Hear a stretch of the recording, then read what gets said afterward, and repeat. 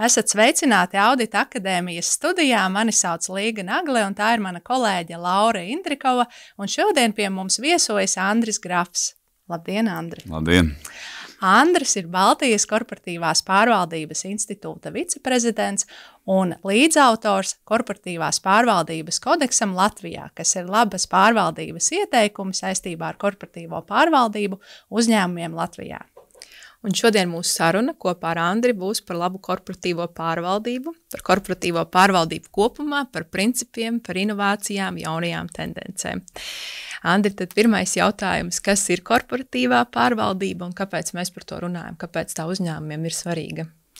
Nu jā, droši vien te var pagriezt arī no otras puses, ja tā korporatīvā pārvaldība nav, tad mēs ļoti bieži redzam neefektivitāti, mēs redzam skandālus, mēs redzam krīzes, un tad šķetinot, kāpēc tā situācija bijusi, kur uzņēmums vai nu bankrotē, vai ir ļoti liels problēmas ar iesaistītām pusēm, ar bankām, tad mēs redzam, ka tā saknes ir vai no pārvaldīti riski, vai nav bijuši skaidrs strateģiskie mērķi, vai kāds vienkārši nav darījis savu darbu, vai tur valde nav bijusi kompetenta, vai padomi bijusi pietiekami neaktīvi. Nu, lūk, un tas ir tas, ko mēs ieraugām, ja korporatīvā pārvaldība nenostrādā. Korporatīvā pārvaldība ir ieteikumi. Pareizi jūs arī teicāt, ka šis kodeks, ka tie ir ieteikumi, jo tas nav likums, tad korporatīvās pārvaldības princips arī piemēro uzņēmumu atkarībā no nozars, atkarībā no uzņēmuma lieluma. Un es teiktu, ka tā kā laba prakse, viņa pielīp. Un ļoti bieži ir tā, ka mēs mēģinām kopēt tos cilvēkus, kas mums patīk. Kaut kādas darbības, kaut kādas tādas pozitīvas raksturu iezīmes un līdzīgi arī ar uzņēmumiem. Ka tā korporatīvā pārvaldība, viņa būtībā ir labas prakses, tāds apkopojums vai rekomendācijas, kas ir veidotas skatoties no globāla uzņēmuma pieredzes un visiem reģioniem, ka nav tikai šeit Eiropa, bet arī Amerika, tā skaitā arī Ķīna. Tā kā tāds, teiksim, globāls skatījums, ko mēs arī mēģinām pielāgot Baltijas valstīm un apkopojot, tā ir sistēma, kā mēs varam skatīties uz strateģisko attīstību, kas mums ir valdē, kādā veidā mēs tiekam pie valdes, kā mēs ievērojam akcionāru tiesības, cik mēs esam publiski, kā mēs publiskojam informāciju par darbību, ilgtspēju, kas šobrīd ir ļoti aktuāli. Tā kā tāds strateģiskās attīstības virziens, un otrs ir aizsardzības virziens. Līdzīgi kā šobrīd futbola spēlē, mums vajag gan uzbrukt, gan arī aizsargāt savus vārtus. Un tajā aizsardzības tajā mehānismā, lai nebūtu tādi vienpersoniski, nepārdomāti lēmumi, kas var nodarīt kaitējumu pašam uzņēmumam, vai lai šos mērķus, teiksim, nesasniegtu. Tāpēc mēs runājam par riskiem, par risku pārvaldību, mēs runājam par iekšējo auditu lomu, mēs runājam par atbilstību, mēs runājam sankciju situācijā, kur kādam jāpārliecinās, vai mēs tur neiepērkam vai nesadarbojamies ar kādu, kas ir sankciju sarakstā. Līdz ar to abas šīs dimensijas tāds kritēriju kopums, kas ir laba prakse, kas ir nostrādājis tādā tiešām globālā līmenī. Un vai tu vari padalīties ar tiem galvenajiem principiem, kas tad ir šajā efektīvajā korporatīvajā pārvaldībā?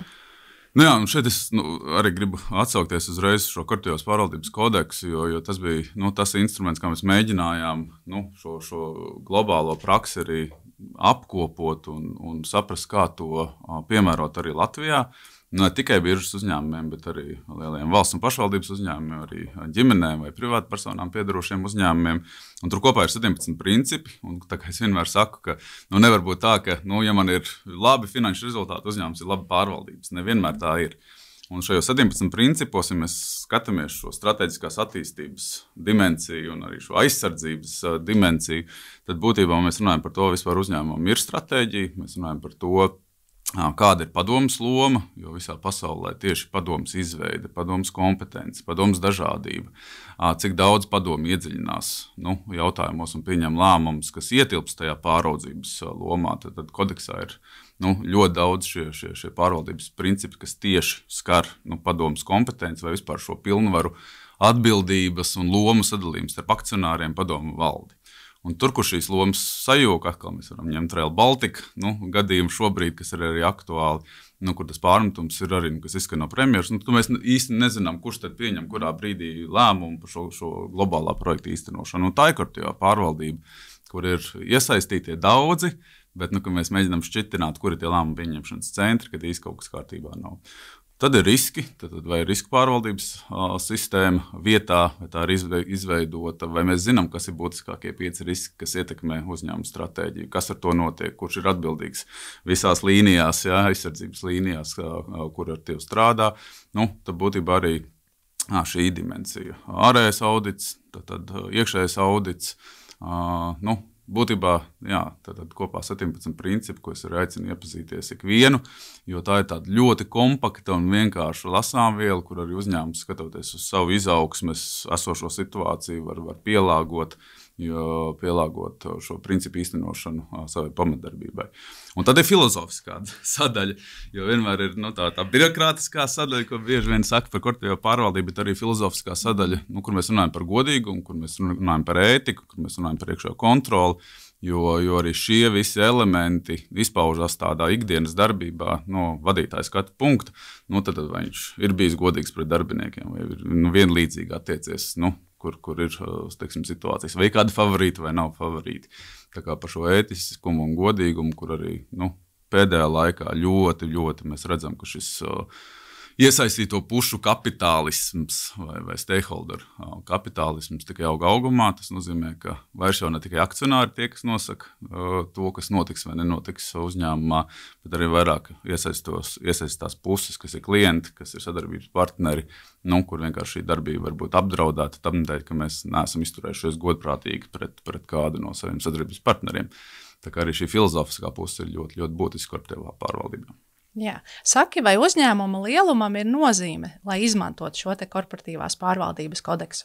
Absolūti, jo tas piemērs, kas man patīk, kad ja es esmu maza veikala īpašnieks, tad tos pašus principus nevarēs piemērot, ja esmu lielas veikala ķēdes īpašnieks. Tad nevar pārvaldīt lielu uzņēmumu kā mazu veikalu. Tas nozīmē, ka process ir sarežģītāk, arī riski sarežģītāk, arī iesaistīto personu lokus ir sarežģītāks. Līdz ar to tad tas pamatprincips ir tāds, ka korporatīvā pārvaldība nav kaut kāds viens modelis, ko mēs varam paņemt, un 1:1 tas derēs vienam, otram vai trešam uzņēmumam. Tad, jo lielāks uzņēmums, jo sarežģītākas struktūras, jo komplicētāk arī riska pārvaldība, jo parādās iekšējā audita loma, kas varbūt mazos uzņēmumos nemaz nebūs, vai teiksim, ārējā audita, kas mazos uzņēmumos nav nemaz prasība, bet lielajos tas priekš mazākuma akcionāriem ļoti svarīgi. Tā kā korporatīvā pārvaldība ir dzīva, tāds dzīves process, ko atkarībā no uzņēmuma izaugsmes un lieluma ir jāpiemēro. Jā, varbūt var minēt, kas ir tie lielākie izaicinājumi korporatīvās pārvaldības jomā mūsdienu uzņēmumos. Lielākie izaicinājumi noteikti tas nav atrauts no biznesa cikla un globāliem notikumiem. Es domāju, ka globālie riski un globālie tirgus satricinājumi, ģeopolitika, kas ir, protams, ar Krievijas uzsākto karu, Ukrainā, kur pārlūst arī piegādes ķēdes daudziem. Es domāju, ka digitalizācija, mākslīgais intelekts, kas ir ļoti liela iespēja korporatīvā pārvaldībā. Un es arī dzirdēju piemēru, ka salīdzinoši liels uzņēmums, kas strādā Baltijas valstīs, izmanto mākslīgo intelektu tieši šajā juridiskajā un atbilstības jomā, jo ir procedūra pēc procedūras, ir politika pēc politikas, ir regulējums, kas ir augošs, arī Eiropas Savienības līmenī, un kā tādam darbiniekam neapjukt, kurš ir atbildīgs par konkrēto jomu, jo neies jau tas darbinieks ar vienu tādu manuāli un katrā brīdī šķirs un tagad skatīsies, kur te bija tā lapa vai nekas jāievēro. Un tur mākslīgais intelekts noteikti var palīdzēt arī dot pārliecību par to, ka pieņemtie lēmumi līdz pat padomas līmenim ir atbilstoši un saskana visām politikām un procedūrām. Kā mākslīgais intelekts viennozīmīgi. Un trešais, kas ir ilgtspēja, kas ir no vienas puses galvas sāpes, jo it kā visi prasa, ka mums tad ir jāsāk aprēķināt, kā tad mēs tur samazināsim CO2 pēdu. No otras puses, kas notiek visu, darbinieku dimensiju un labbūtību un iesaistītajām pusēm, protams, arī šis G-burts, kas ir pārvaldība vai governance. Es domāju, tas ir arī noteikti ir mainījis to spēles vai tēmu loku, kas ir iekļaujama arī uzņēmuma stratēģijās, vai vismaz par to ir jādomā. Tā kā korporatīvā pārvaldība, tas ir par lēmumu pieņemšanu un lomu pilnvaru un atbildības sadalījumu, tad noteikti tiem, kas pieņem šos lēmumus, visi šie faktori ir aktuāli un raisa diskusijas, lai meklētu labākās atbildes. Un kādu lomu šajā visā spēlē iekšējais auditors, proti labās korporatīvas pārvaldības kontekstā? Nu jā, iekšējais auditors, ja pie nosacījuma, ja iekšējais auditors aptver divas šīs dimensijas, viens, protams, ir pārliecība vai pārliecināties par to, ka tiešām šīs procedūras un sistēmas strādā, bet no otras puses arī pievieno vērtību biznesam, respektīvi šajā efektivitātes virzienā. Tad jāsaka, ka arī pēdējo gadu, divu laikā, arī runājot ar lielu uzņēmumu padomus locekļiem, viņi saka, ka mums jau tik daudz tie instrumenti, lai to pārliecību gūtu, nav. Vai mēs tērējam lielu kaudzi naudas un piesaistām ārējos konsultantus, kas novērtē kādu aspektu, bet būtībā šis iekšējais audits ir palīgs padomai vai tāds uzraudzības rokas pagarinājums, kas iedod tādus datus, informāciju, priekšlikumus, rekomendācijas vai tie riski, kas ir padomes sēdēs izskatīti un identificēti, kad pārliecināties, vai tur tiešām viss ir kārtībā, vai nav kārtībā. Ja nav kārtībā, tad attiecīgi šie lēmumi ir jāpieņem. Līdz ar to es teiktu, ka jau uzņēmums ir lielāks, ja šis iekšējā audita struktūra vienība ir, tas ir absolūti nepieciešams elements tādā ikdienas ritmā, lai process būtu labāk un lai novērstu kaut kāds liels krīzes un arī skandāls. Un kā tu saredzi, kāda loma un kā vadība un valde var veicināt šo te, pozitīvo attieksmi pret korporatīvo pārvaldību kopumā? Un tajā skaitā tad, arī šo te ētisko kultūru iekšējo, jo tas jau viss sasaistīts kopumā. Jā, es vienmēr esmu bijis pārliecināts par to, ka tās problēmas sākas no galvas, un tās iespējas un labās lietas arī sākas no uzņēmuma vadības. Tā kā vadībai rādot caur savu piemēru, caur savu attieksmi, caur savu atvērtību, nevis ar aizvērtām durvīm kabinetā, bet ka tiešām tā vide ir tāda, ka ja kādam ir kaut kādas pat sajūta līmenī, ka kaut kas nav kārtībā, ka tas vadītājs tomēr ir pieejams. Un, protams, jo lielāks uzņēmums, ja ir vairāk tūkstoši darbinieku, tas ir sarežģītāk, bet vadītāji un valde un arī padomi ir tā, kas rāda šo piemēru. Attieksmi pret darbiniekiem, lai ir tā taisnīguma sajūta, jo korporatīvā pārvaldība, tā filozofiskā puse ir arī taisnīguma sajūta, ko mēs arī pētījumos redzam, ka tur pat ir korelācija. Ja es gribu maksāt nodokļus, ka tas aiziet, ka tas uzņēmuma korporatīvā pārvaldība sakārtot. Kāpēc? Tāpēc, ka man ir pārliecība, ka tie procesi notiek pareizi. Lūk, un tas ir darbinieku iesaistes jautājums, noteikti, ko arī var mērīt. Tad, ja mēs gribam mērīt, tad mums jāsaprot, kas ir tas, ko mēs mēram, vai kādā veidā mēs atbalstam darbiniekus dažādās situācijās, kas ir pat ārpus varbūt tāda ierastā darba ritma. Ja ir kaut kādas situācijas ģimenē, ja ir bērni, teiksim, kaut kas notiek, kāda ir pieeja šim uzņēmumam, vai mēs veidojam to iekšējo darba vidi, ka arī bērni, piemēram, var nākt uz darbu, un ka tas ir ok, vai suņi var nākt uz darbu, vai tas ir ok. Tagad tas ar vien vairāk dažādības aspekts. Nāc kāds esi. Man patīk, daži uzņēmumi ir uzlikuši to kā savu tādu lielo saukli, jo citādāk, kā tā iekšējā kultūra ir sevišķi birokrātiskiem uzņēmumiem, tas varētu būt gan sarežģīti. Jā. Varbūt vari padalīties ar kādu veiksmes stāstu? Ko tu gribētu izcelt? Varbūt no kā citi varētu mācīties šajā korporatīvās pārvaldības jomā? Jā, protams, nebūs tāds viens, kas aptver visus šos tik daudzos elementus, un katram, protams, ir sava iekšējā virtuve un tam līdzīgi, bet tas, ko mēs esam darījuši pēdējos 3 gadus, mēs esam arī organizējuši tādas korporatīvās pārvaldības balvas, ilgspējīgas pārvaldības balvas, kur mēs sadalām šo korporatīvā pārvaldību mazākos elementos, kā tādas puzles gabaliņas izņēmām ārā. Un noteikti, ko var pieminēt, ir piemēram Švenk, kas skatās uz dažādības jautājumiem un arī, teiksim, ilgtspējas ticība tam, ka tas ir pareizi to darīt. Mums ir bijis arī Latvenergo, kas ir saistībā ar stakeholderiem un iesaistām pusēm. Mums ir biržas uzņēmums Delfin Group attiecībā uz padomas atlases procesu, kā to strukturēt no tāda akcionāra skatu punkta. Mums bija Altums, kas ir attiecībā uz risku vadību, kas ir iegūs balvu. Mums ir Svetbank arī par pieeju, kādā veidā šo padomas darba dažādību nodrošināt, kur mēs runājam par vīriešu un sieviešu pārstāvību un kā to organizēt ar dažādām pieredzēm. Tā kā mums ir tiešām tāda uzņēmuma, vai tas pats Air Baltics, kas ir bijis sarežģītās situācijā, bet no korporatīvās pārvaldības, kā tiek strukturēti lēmumi, cik daudz ir atbildība arī vidē līmeņa vadītājiem, nevis atnest problēmu, bet atnest risinājumu, kas ir vadībai, kur tā pārvaldība arī strādā, vai izmantot šos digitālus rīkus, kas palīdz pieņemt lēmumus. Tā kā mums ir fantastiski ļoti daudz uzņēmumu, kas atsevišķos šajos korporatīvās pārvaldības elementos ir vienkārši spīdoši un var būt arī, kā piemērs ne tikai mums pašiem, bet arī, es pat teiktu, startautiski.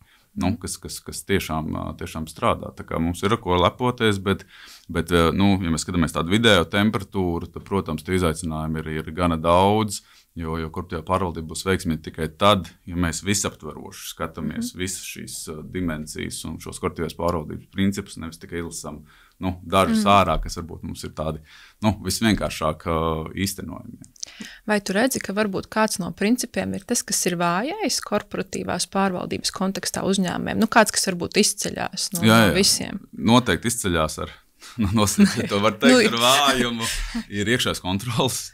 Jo mēs arī no institūta puses esam auditējuši vairāk kā 10 tādus lielus Baltijas uzņēmumus, kur mēs skatāmies pilnīgi visus šos elementus kopumā. Un jāsaka, ja tas standarts ir uzlikts kā globāla prakses 100% atbilstība, tā labākais sniegums ir 80 pāri procenti. Tas nozīmē, ka ir kaut kāda sadaļa, kas ir vājāka, bet ir arī tie, kas nostartē uz kādiem 30–40%, kas jau lieli uzņēmumi, arī biežāk kotēti uzņēmumi.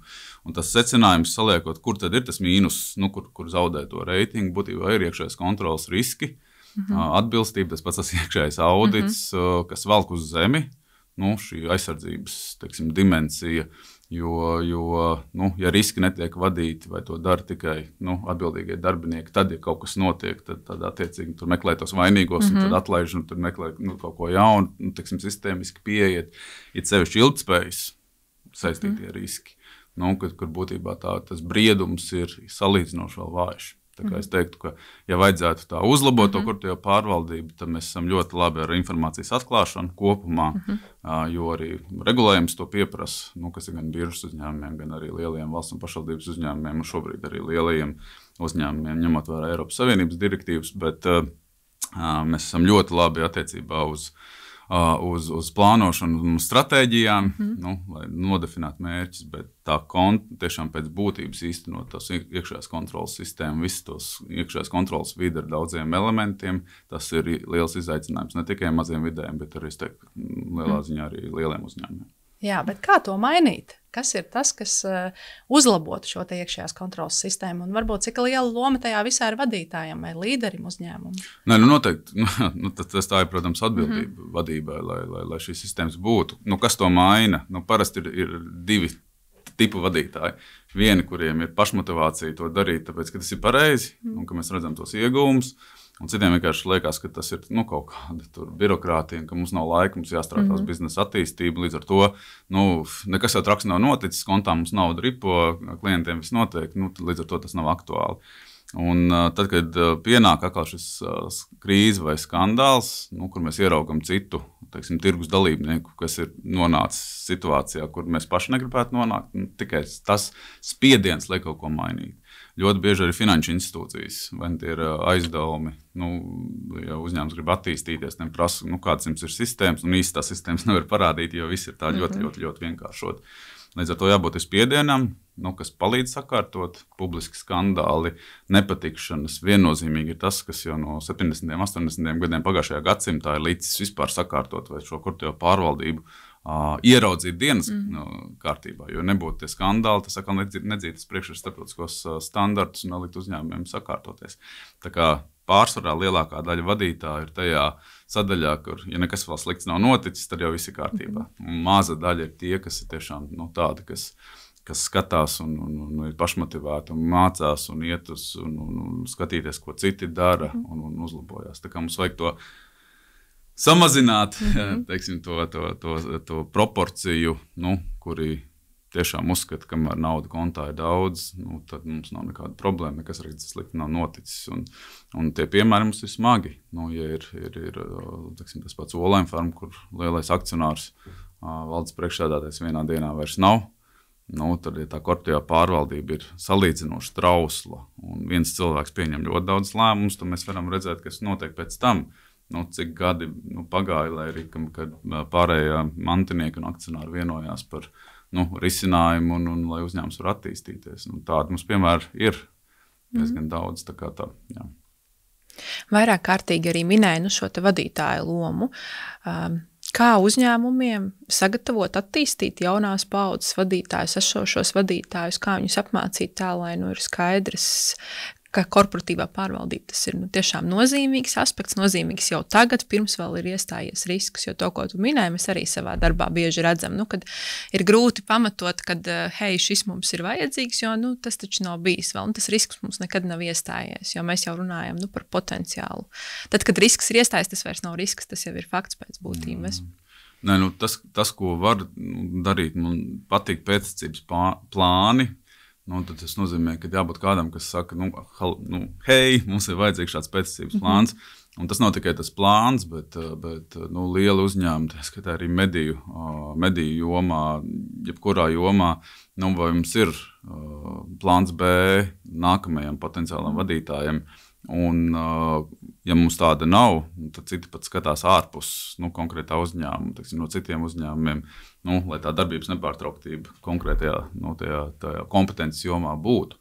Un tad, ja ir teiksim, šis pēctecības plāns izveidots, tad attiecīgi ko tas nozīmē? Tas nozīmē, ka šis cilvēks ir vairāk jāiesaist arī strateģisko lēmumu pieņemšanā. Nevar būt tā, ka viņš ir savas kompetences ietvaros un nepiedalās sarunās, kas ir arī par tādu uzņēmumu strateģisku attīstību. Ļoti bieži, jo Baltijas korporatīvās pārvaldības institūtā mums ir tāda 6 dienu intensīva korporatīvās pārvaldības programma, kas ir board member education, un ļoti, pēc tam, kad ir vadītāji absolvējuši, viņi saka, vai mēs varam uzņemt arī grupā tos, kas šobrīd vēl nav vadītājs, bet mēs zinām, ka pēc 2 gadiem konkrētais cilvēks, kas ir vidēja līmeņa vadītājs, varētu būt tur meitas sabiedrība vadītājs, vai pat nokļūt valdē. Tad tas nozīmē, ka arī tā, ja tu zini savus nākamos līderus, tad attiecīgi tās ir mācības, tas ir atbalsts un tā ir noteikti iesaiste tādas strateģiskāku lēmumu pieņemšanā. Piemēram, ja ir ikgadējie valdes padomes tādi stratēģijas semināri, kas ir arī viena no rekomendācijām korporatīvās pārvaldības kodeksā, ka ir jābūt sarunai reizi gadā par to, vai mums joprojām šī stratēģija ir aktuāla, vai kas ir nākamā gada būtiskākie KPI, kas managementam būtu jāizdara, tad tos nākamos pēctečus, tad iesaistam arī tur. Un tas ir dažkārt pat ļoti vienkāršāk nekā no malas var šķitis. To iesaist nodrošināt. Jā, un saki, kā tu redzi attīstību korporatīvai pārvaldībai nākamajos 10 gados? Es domāju tā, ka noteikti šī digitālais mākslīgais intelekts būs milzīgs palīgs korporatīvajā pārvaldībā, nenoliedzami. Es domāju, ka par to mēs vēl vairāk un vairāk tikai dzirdēsim. Dažkārt ir pat diskusijas globālā līmenī, vai labs padomes loceklis būs mākslīgā intelekta padomes loceklis, bet nevis kā cilvēks, kurš pieņems lēmumus, jo visu izskaitļot var daudz reizes labāk un ātrāk, tā kā šis digitālā joma noteikti mainīs. Es teiktu, ka mēs ilgtspēja ir otrs aspekts, kas nekur nepazudīs, kas arvien būs svarīgs elements pieņemot jebkuru lēmumu, strateģisko lēmumu par uzņēmumu attīstību, vai tie ir jauni tirgi, eksporta tirgi, vai tie ir darbinieku samazināšana, ja mēs gribam kļūt efektīvāki. Tā kā es domāju, ka arī tā dimensija palielināsies. Es domāju, ka arī valsts kā akcionārs numur 3 ir vai būs mazāk kapitālisks, jo mēs redzam, ka Latvija, salīdzinot ar Lietuvu un Igauniju, Latvijā valsts kā īpašnieks ir ļoti daudz uzņēmumu, kas tipiski nebūtu valstī jābūt kā akcionāram, kur jāpiesaist privātais sektors, kas atkal atvieglotu vai dotu tādu lielu stimulu ekonomikai, ja tas iet, teiksim, caur biržu, tie piesaistīt finansējums attīstībai vai eksporta tirgos, ko dažādu iemeslu dēļ, jo pat daudz riski, un kad managementam tā nebūs nekāds bonus, jo ir ierobežojums tur 2 algas, tā kā visi tie elementi, kas ir, šobrīd likumdošanā. Tā kā es teiktu, ka arī tas pavēr arī tādā Latvijas mērogā, korporatīvā pārvaldībā diezgan lielu grūdienu, kur mums būs nepieciešami spējīgi vadītāji, arī teiksim, padomus locekļi, vēl spilgtāki, mazāk ierēģņu, vairāk privātā sektora. Tiešām tie, kas ir izdarījuši daudz labas lietas. Tā kā valsts akcionārs un korporatīvā pārvaldība tur, man liekas, 10 gadu laikā būs. Vismaz ir jābūt pilnīgi citai bildei. Paldies, Andri, par šodienas sarunu. Šodien mēs sapratām un pārliecinājāmies par to, ka korporatīvā pārvaldība un korporatīvās pārvaldības joma katrā organizācijā ir nozīmīga un tā tikai attīstīsies un mūs sagaida arī jauni izaicinājumi. Līdz ar to mums ir jābūt modriem, jāmācās un jāsako līdzi un arī jāmainās pašiem nepārtraukt, lai mēs būtu un atbilstu šeit labai korporatīvai pārvaldībai katrā no organizācijām. Liels paldies un uz tikšanos!